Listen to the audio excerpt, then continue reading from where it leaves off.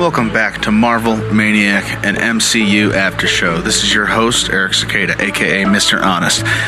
And we also have a separate name out right now. It's called Marvel Maniac What If After Show. We're labeled currently. And that's just to get us out into the algorithms a little bit more. And if you know anybody who you think would like this after show, it would mean a lot if you could share it with them. Because we're trying to get our name out there.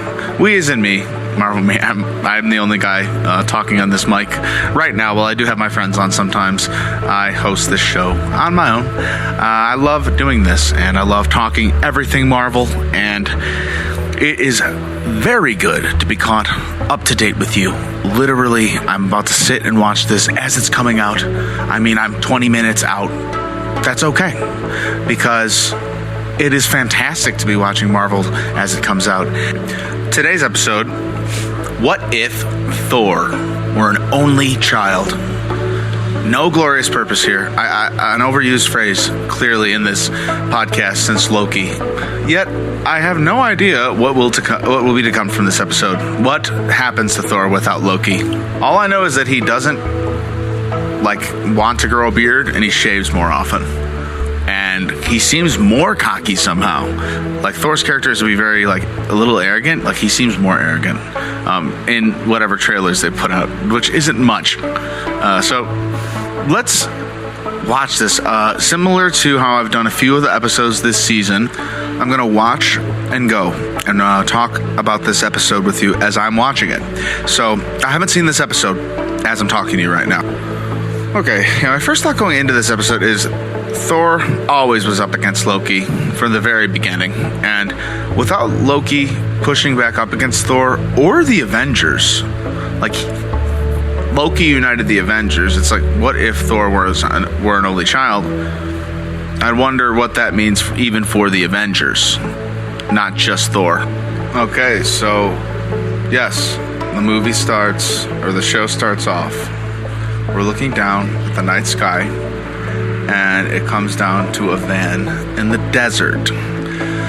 So it is going to parallel the first Thor movie. I had hoped so and thought so. And just as most of the other episodes it's done, it's going to parallel another one of the MCU movies. It has to stay in line with one of the other movies.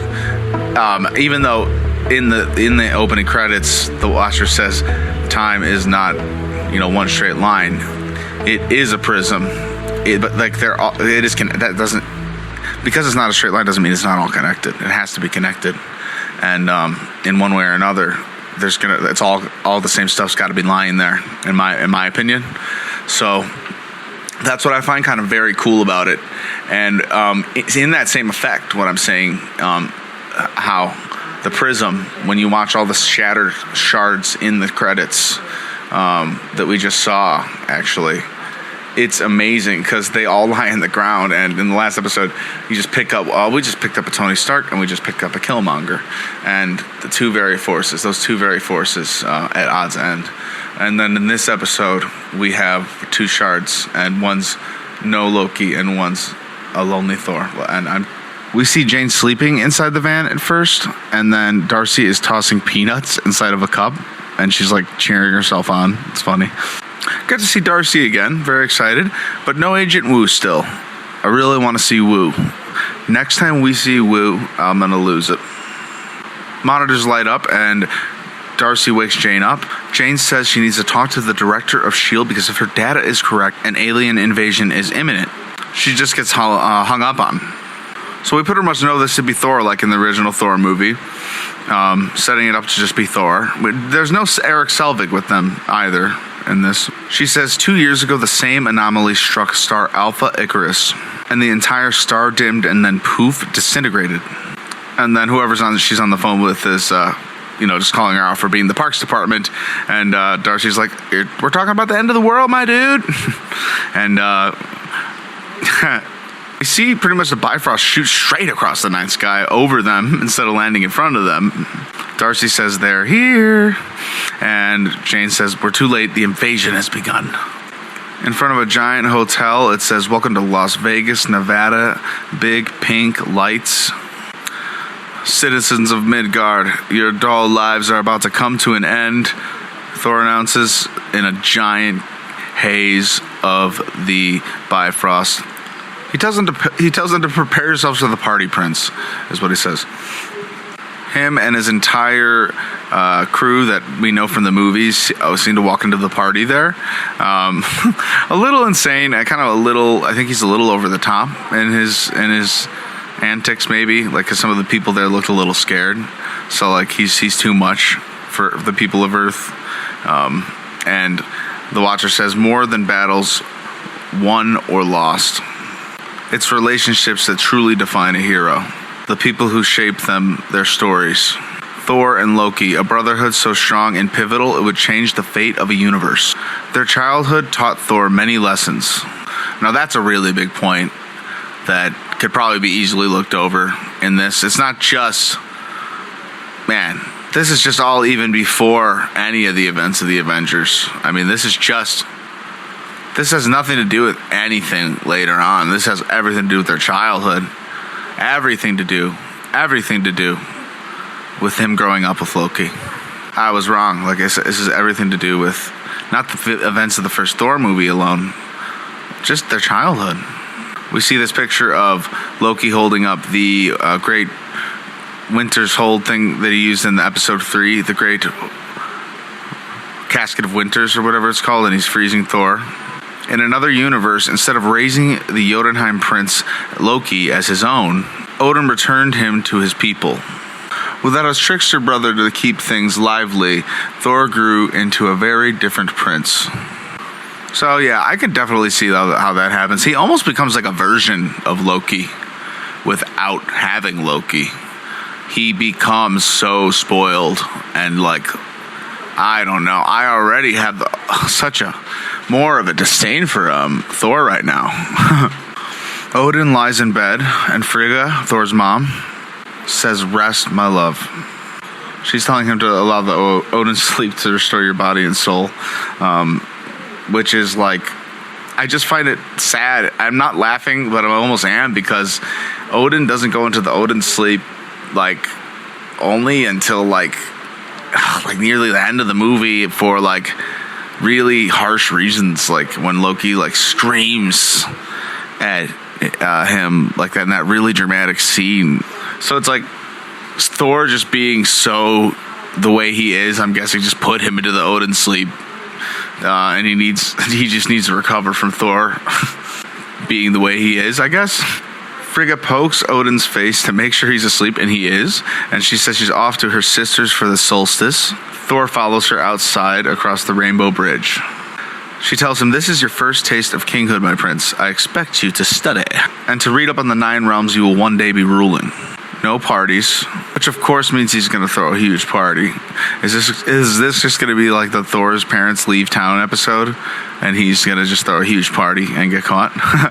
She says, "Remember, Heimdall will be watching," and then there's Heimdall just staring him down. Thor says, "You can't be serious." Heimdall sends Frigga and her handmaidens to the destination with the Bifrost. It looks so cool. Especially animated. Thor tells Heimdall he's off to study. So, I mean, that's so believable. Thor is walking with Sif and the rest of his gang, and they're all arguing about like whether they should go or not.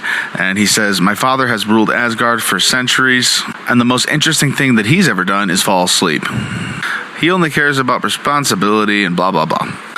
I'm not going to be like him, the boring king." Oh my gosh. So like, I feel like Thor is extra leaning into the being extra ignorant. So it's going to be extra painful for him when he falls on his back. I'm really worried about this.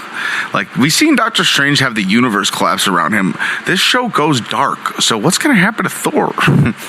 This guy says Heimdall sees all. If we try anything, he'll call Frigga. This episode, I feel like it's got a real comedic tone to it. I like Party Thor. Party Thor is fun.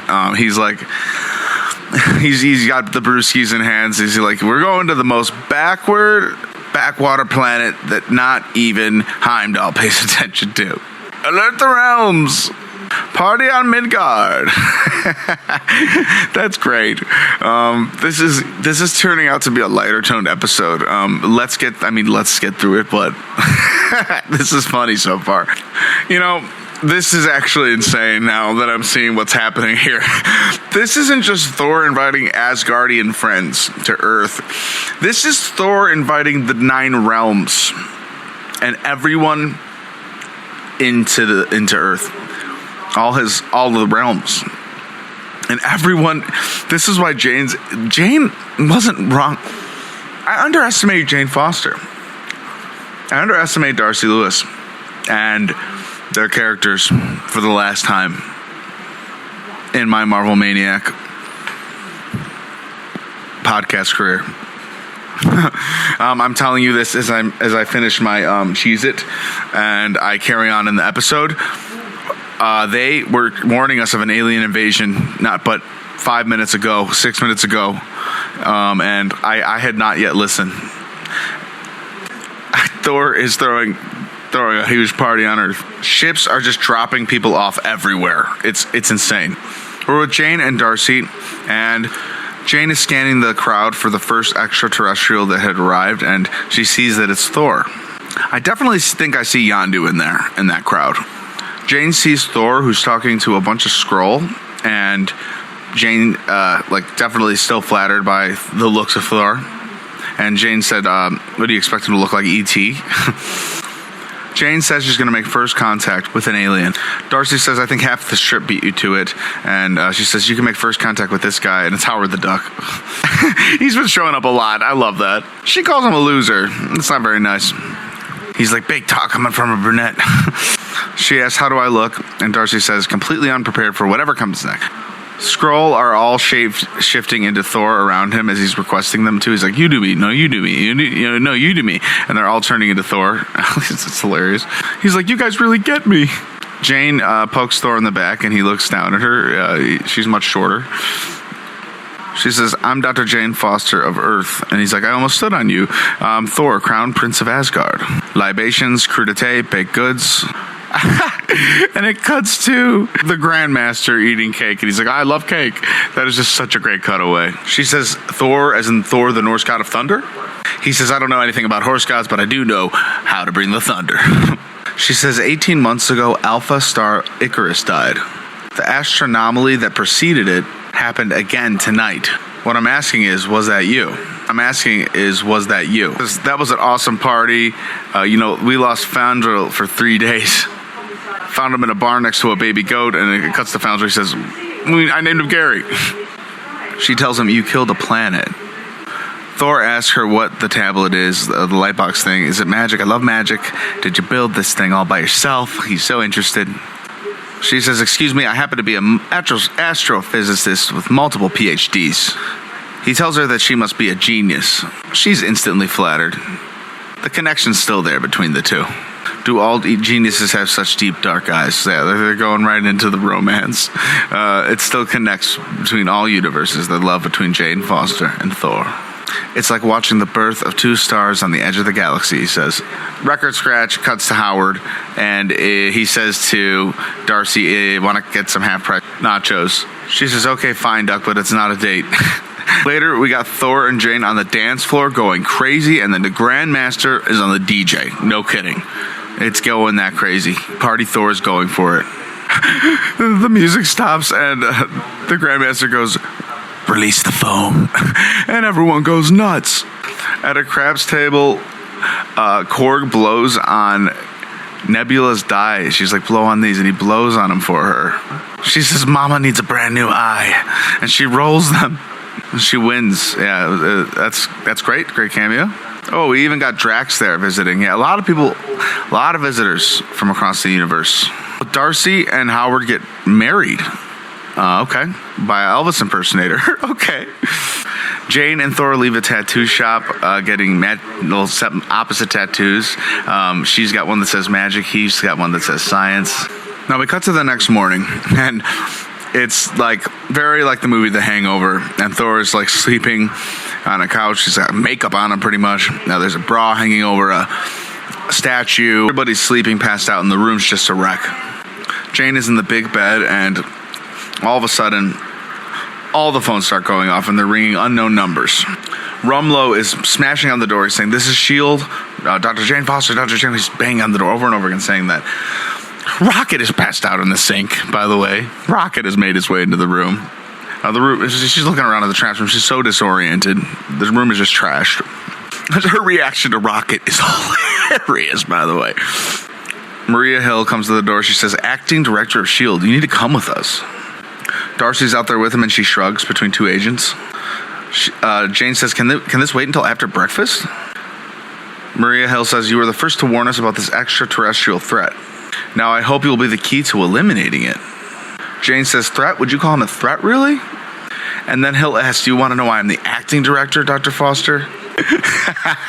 So we get Fury. I'm thinking it's like going to be like Thanos, like holding the Earth hostage or something. You get Fury walking up to Thor, like, hey, Mister, hey, this may be your party, but this isn't your planet. Before someone gets hurt, I need you to. And then Korg comes running, and he's like, hey, watch out! I don't know what he says. He knocks Fury straight over on his head and does a cannonball or something, like into the water, and you cut back to Jane. Jane asks if he's okay, and Hill says he's still unconscious. And in the background, Thor's just waking up, and Maria Hill's like, you do have company? And Thor's like, oh, the guys, there's a cute little rabbit in the sink. So it's like Thor's first reaction, oh, rabbit. Dude, this is hilarious, genuinely. I know it's a great episode when I'll forget that I didn't record a good chunk of a reaction, because I just let a good 3 minutes get away from me because I'm enjoying it. So now we're on a S.H.I.E.L.D. helicarrier up top of Vegas. So Jane tells them everything that happened up to that point. Coulson comes in and he says the party atmosphere seems to be spreading. Canada, Mongolia, even Pennsylvania, Dutch country. Led by the main instigator, Thor of Asgard, who's now taken to the skies. Jane says, what? He left? Did he even leave a note? I love this. I love Thor and Jane's relationship. This episode's so lighthearted. We needed a lighthearted episode. Am I right? We find out that Thor is going to Paris because one of his compatriots was jonesing for crepes. Rumlow brings in a container, and he says the last resort has arrived. Jane Foster says that sounds very final. This could be a chance for us to, be very diplomatic between these aliens in the future. And it's Captain Marvel's beacon, and it is used. So we cut to Paris, and Thor is with some of the people from Guardians of the Galaxy, the gold people that attack the Guardians after they steal their battery. They're very angry gold people that the Guardians, piss off, and they chase the Guardians around the movie, the whole movie. Thor's taking some pictures with them. Then Thor's people come say, Thor, he's here, he's arrived, he's come. Oi, where's that son of a witch, Thor Odinson? And then we have this frost giant version of Loki walk up. So, when Loki just stays with the frost giants, does Loki just transform based on where he is? Into who, is that Loki just transform based off of their environment? This Loki is beastly awesome. His horns are all icy. Thor says, what did you say? Is that butt ugly popsicle stick talking to me? And then they give each other this stare down like they always would. You think they're going to go into this big fighting moment because they've never looked more at odds end. They're messing around, and they bring it on in. Thor says, I can't believe you came. Loki, you're the absolute best. I love that. You're my brother from another mother, man. I mean that. I love that. That's out of all the drama in the other universe. I think that's so funny. Brothers forever, Thor says. And then there's a giant boom, and they ask if it was one another, and then Thor tells Loki to make a wish, and Loki does, and Thor asks what it was, and Loki says he won't tell him, and Captain Marvel shows up. She says, hey, White Snake, we need to chat. She's quite some party you're throwing, she says, and he says, yeah, I hope the Ice Bros would show. But Loki himself, Prince Loki, he says, are you kidding? I wouldn't miss this for the world. She says, listen, bud, clean up this mess and leave this planet. I love this, Captain Marvel defending the Earth against Thor. He says, no, I like it here. Everyone likes me. We're having a great time till you showed up. Then she says, party's over, pal. He says, yeah, maybe here's a thought. How about you just buzz off? So things are heating up immediately fast. She punches him straight in the face. Loki reacts like, ooh, and the whole crowd does too. Thor goes flying and slides into a stop. She tells him, I wasn't asking, hotshot. I like this. I like Captain Marvel a lot. I want to see more of her. I want to see her second. I want to see the sequel bad. And I hope it comes soon. I imagine the sequel, this is great. Captain Marvel is a great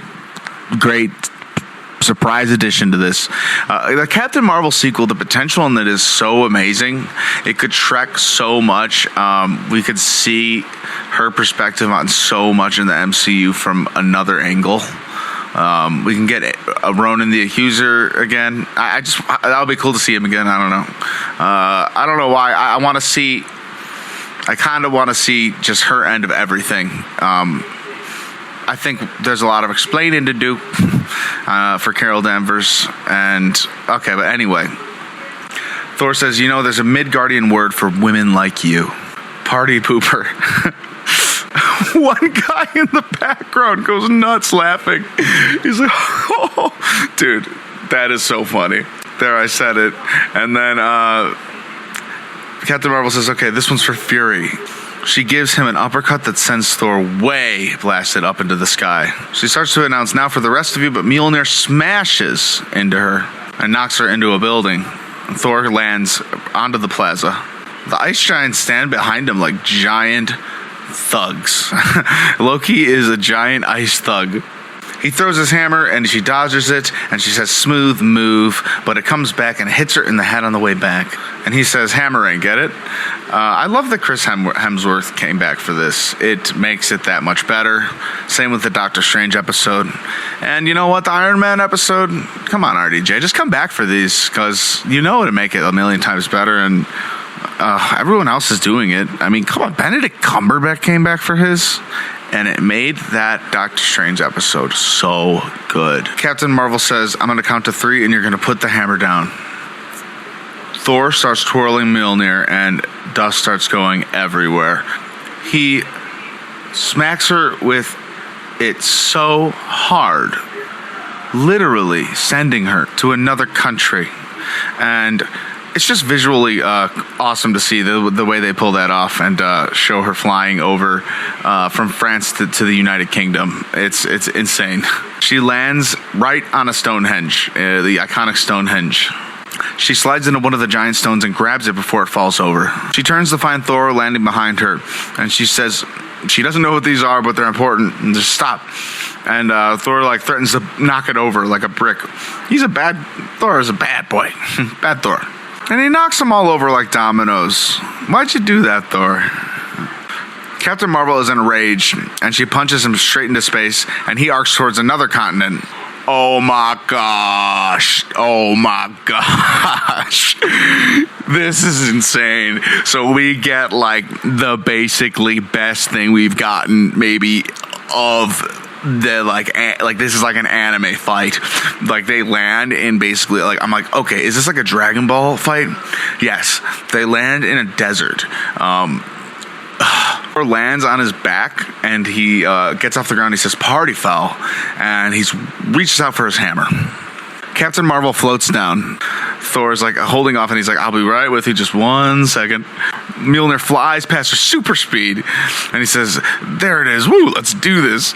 But the way it flies into his hand, the smoke hits it, and you just know this is going to be a visual fight on screen in the desert between two big heroes. They charge at each other, and Thor's hammer whacks Captain Marvel in the face. They trade blows, and she blasts a stream of energy at him before he punches her back. She knocks the hammer from Thor's hand and pummels him. Her kick sends him flying backwards, and he summons Mjolnir. He shoots a steady stream of lightning from the hammer, but Captain Marvel repels the attack. He doubles down, the force of lightning kicking up walls of dust, and this looks insane. And Captain Marvel just puts her hands on her hips nonchalantly. I love it. She flies up and punches Thor into a hole in the ground, sending up a huge cloud of dust. Thor pulls himself up and he says, I'm starting to get... But she doesn't even give him a chance. She pulls him out. She grabs him by the hair and throws him up into the sky. His hammer following after him and her eyes rolling as she follows after that. Thor catches Mjolnir and he goes right back at Captain Marvel and they collide. This fight is madness. She wails on him. The fight goes on from afar across a beach. It looks very peaceful from afar, just like a shooting star. They keep exchanging blows into the dark night, into like a shadow. Literally, they are going at each other across the entire world. Flashes of light illuminate both of their faces. They both land back in Paris, and just when they land, Thor places his hammer on Captain Marvel's chest. Like, what a cheap move. He says, you know what you need? A stiff drink and 2 weeks in Hawaii, she says. A timeout, he tells her. He calls her a party pooper, and the entire crowd starts chanting party pooper at her.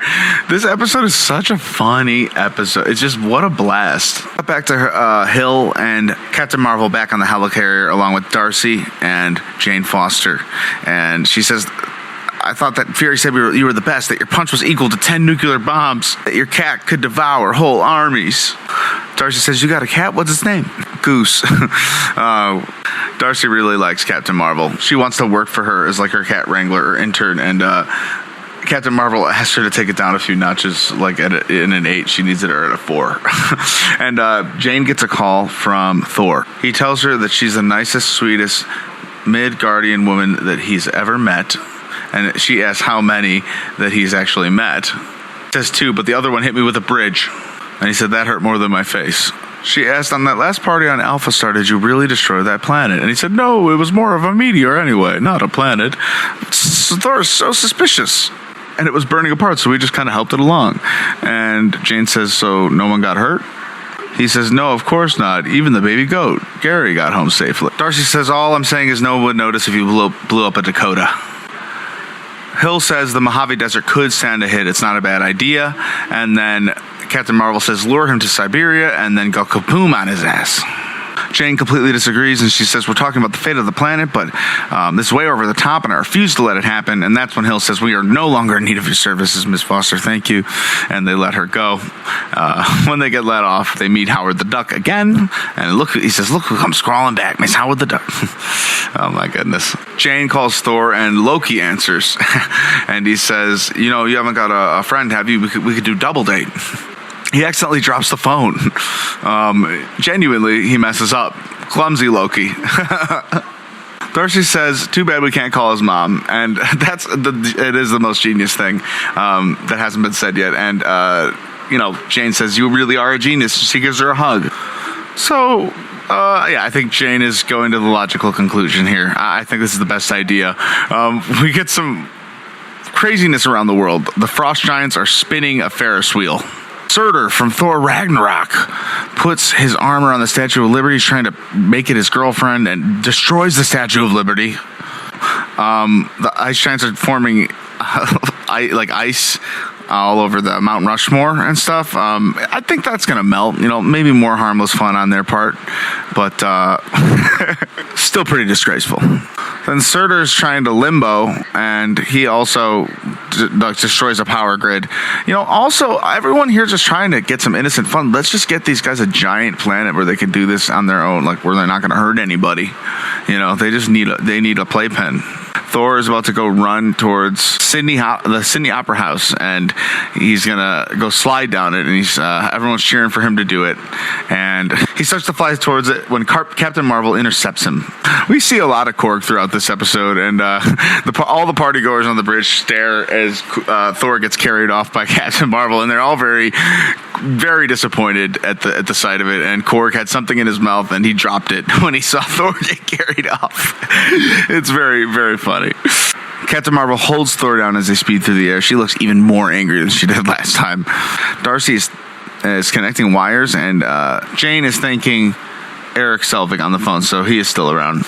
She has this giant megaphone thing that reaches, I guess, the greater outer space, at least Asgard, and she says, Heimdall, and it reaches him, and he summons her with a Bifrost to Asgard.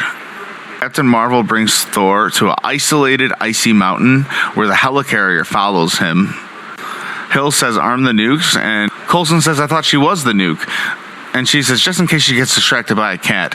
Hill is a little vicious in this episode. It seems like Fury might have secretly died, The Bifrost sends Jane to a terrace that has Frigga, Thor's mom, and she says, hello, Miss Odin wife. Kind of like last episode I was saying, Black Panther's mom general. She tells Frigga that Thor is on Earth and she basically needs her help. And right before the exact moment that Captain Marvel and Thor strike each other and the missiles are about to come down on them, Frigga comes through as a hologram and saves the day. Thor says, you must be using a lot of dark magic to check in on me. She said, I had a visitor. She was worried about you. Thor's trying to lie about being on Earth, and a polar bear walks behind him. He said, oh, you meant Earth. Midgard is Earth. He's just trying to get out of it. It's so funny. It's totally like the kid getting caught throwing the party when his mom and dad are out of town. He says that me and my study group came down here for a cultural exchange. And the Frigga really wants to come and see this, so she says she'll be there. She's cutting her vacation short. She'll be there shortly, and this is when everything gets called off because it's pretty much clear that Thor is going to be in huge trouble with his mom. So the missiles are called off, and Rumlow's mad because they never get to fire the huge weapons. He'll get to try one day as a terrorist through Hydra. I don't know if that ever happens in this universe for him. And Captain Marvel says she almost feels bad for her. Thor gets back to the bridge and he wants to stop Loki and everyone and stop the party, obviously. And Loki's making the world's largest slingshot at that moment. No more slingshots, no more destruction. We need to clean this mess up and go home. At that exact moment, Drax and Korg show up right next to him. Drax and Korg. And Drax just pukes all over himself right next to Thor. Very like the parents are coming home in Ferris Bueller's Day Off feeling. Thor trying to get everyone out of there, and Frigga's getting into the portal at Asgard now. She's bifrosting all over the place to get to Earth. Thor tells Loki that we have a duty to this planet. You need to help clean it up. And Loki says, duty? Oh, you sound like Odin. Clean. It's funny. Thor says, party's over, you don't have to go home, but you can't stay. And then we see Yondu, Drax. I even see Mantis in there. I don't know how Mantis got there, but she's there. But then he asks everyone to stay and clean, help him clean. The Grandmaster and Topaz, which is his assistant, I guess her name's Topaz, beam away on mobility scooters. Thor asks Nebula for help, and she says, I hear my dad calling, good luck. Thanos reference, I'll take it. He looks at Mjolnir, and with the most purpose you've seen him in this entire existence of this Thor, he says, oh, Father, give me strength. He lifts the hammer up, rises in the air, and you've never seen this Thor look this Thor. Like, he is Thor now. Because he needs it. Not because he has to be, because he needs to be for himself. You will listen to me? My mother is coming. And they all say Frigga, and she is not happy. Like at all. She's really mad. And it cuts to like Thor montage of him cleaning up all the places. This is the longest trip in the Bifrost I've ever seen. Frigga's Bifrost journey is 5 hours long. You see light restored to the power grid. We see the stones going up. Surtur fixes the Statue of Liberty's arm. Thor hammers the ice off Mount Rushmore even. The Frost Giants put the Ferris wheel back. It reminds me a lot of the part WandaVision where everything becomes like a carnival, and then like at the end everything decarnivals. Like you got to see everything change and then everything go back. Thor straightens the Leaning Tower of Pisa by accident, I guess. That's really good. That's a good visual bit that like might be kind of like overlooked. Like Thor, he thinks the Leaning Tower of Pisa is messed up, so he like pushes it and he's like an idiot. So he's like, and he slaps it on its side. That is one of the best jokes of the whole show. So good. Thor scrubs off graffiti reading Thor Rocks, which is I'm almost certain that he wrote himself. Frigga arrives to Thor. She's looking furious through the Bifrost.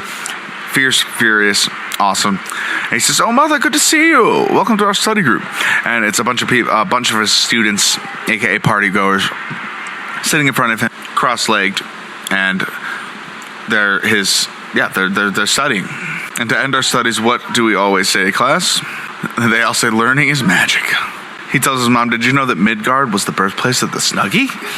Captain Marvel flies in and she says, "Thor, here's that information you requested on civilizations, and I loaded a few documentaries PBS specials, NPR podcasts.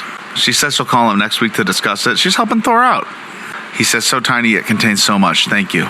She says, you must be Frigga. I'm Captain Marvel. And she says, I know who you are. Thank you for helping educate my son. So I think she knows what's going on, really. He holds out his hand for Mjolnir, and it comes back all decked out and partied and graffitied very badly. We cut to the desert to Jane Foster. She monitors her tablet in a van. She opens the door to find Thor outside with flowers. He said, you called my mother on me. That was not a cool thing to do. It was necessary, though, in my opinion. But it was the right thing to do, so thank you, he says. She says, you're welcome. He asks if he can call her, and she says no. And he tells her he thought they had something. He's kind of shocked by this. She tells him to ask her out on a date. And he says, Jane Foster, it will be my honor to ask you on a date. He says, before you answer, I know a whole planet full of unicorns. And she says, yes. A world restored, love blossoming. As children, both human and Asgardians say. Together, they lived happily ever after. I've never seen the Watcher look happier at this moment. He's smiling, genuinely looking at us. He wants it to be like this. But no, he's very surprised. And then there's a hole being ripped in the fabric of time. We got a cliffhanger ending here. But not just any cliffhanger ending. It has something to do with outside the realm of this story's episode. So the episode ends with pretty much an army of robots. And we get Vision Ultron Vision Ultron with all the Infinity Stones in his chest. I gotta go back and look at him again. He walks straight through the portal. So insane. He's got the Mind Stone in his helmet, and he's got all the Infinity Stones in his chest. And he doesn't look not scary. He looks scary. He looks scary. There seems to be a greater threat. I really wonder what's going to come of this, and I think there will probably be a whole episode going into this. But I can't imagine where the Watcher will start. And in terms of like, will he time travel back to it as if he'd never seen it, or like he's got to know. He's all knowing. The Watcher's all knowing. But he also doesn't know like this. He's still surprised. So it's very interesting. This episode was a lot of fun. It was maybe the most lighthearted one we've gotten yet. And rightfully so. They hit us in the gut the last few weeks in a row. Did they not? They've been really gut punching us really hard these last few weeks. Especially last week. I don't know. I think every week has had some hard hitters. A lot of character deaths. There was not one character death in this episode, if I'm wrong. And if I'm wrong, I'm sorry if I missed someone. We jumped into another universe today, and I think we have 3 episodes left after this of Marvel's What If I'm correct. And that's a lot. But just keep in mind, there's Hawkeye coming out this year, and I've still yet to review Shang-Chi. We have the Eternals coming out, Spider-Man No Way Home. There's a lot left. And again, we love your feedback. MarvelManiacPod@gmail.com.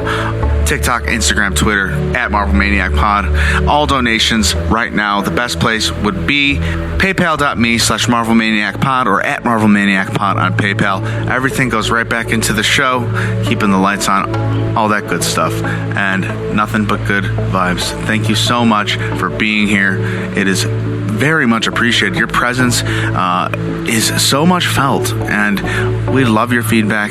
Send us your thoughts. It may be read on the show, and we will see you next week for the next episode of What If. I'm so happy to be caught up with you, and have a fantastic week, you Marvel maniacs. Keep obsessing, keep partying, and until next time, Avengers, disassemble.